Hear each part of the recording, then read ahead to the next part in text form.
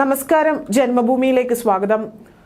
പ്രധാനമന്ത്രിക്കെതിരെ ഡൽഹി മുഖ്യമന്ത്രി അരവിന്ദ് കെജ്രിവാൾ നടത്തിയ കുപ്രചരണങ്ങൾക്ക് മറുപടി നൽകി ഉത്തർപ്രദേശ് മുഖ്യമന്ത്രി യോഗി ആദിത്യനാഥ്.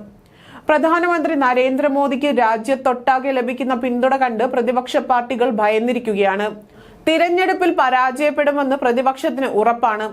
അതുകൊണ്ടാണ് പ്രധാനമന്ത്രിയുടെ പ്രായത്തെക്കുറിച്ച് പറഞ്ഞവരെ വിമർശിക്കുന്നത്. അദ്ദേഹം ഭാരതത്തെ പരമപ്രധാനമായാണ് കാണുന്നത്. അത് രാജ്യത്തെ ജനങ്ങൾക്ക് വ്യക്തമായി അറിയാവുന്ന കാര്യമാണ്.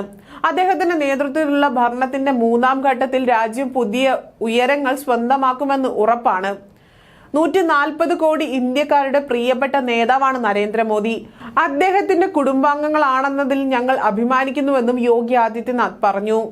ജാമ്യം ലഭിച്ച് പുറത്തിറങ്ങിയ ശേഷം ഇന്നലെ ഒരു പൊതുയോഗത്തിലാണ് കേജ്രിവാൾ പ്രധാനമന്ത്രിക്കെതിരെ പ്രായം പരാമർശിച്ചുകൊണ്ടുള്ള കുപ്രചരണങ്ങൾ നടത്തിയത്. ഇതിന് തക്കതായ മറുപടി അമിത്ഷായും നൽകിയിരുന്നു.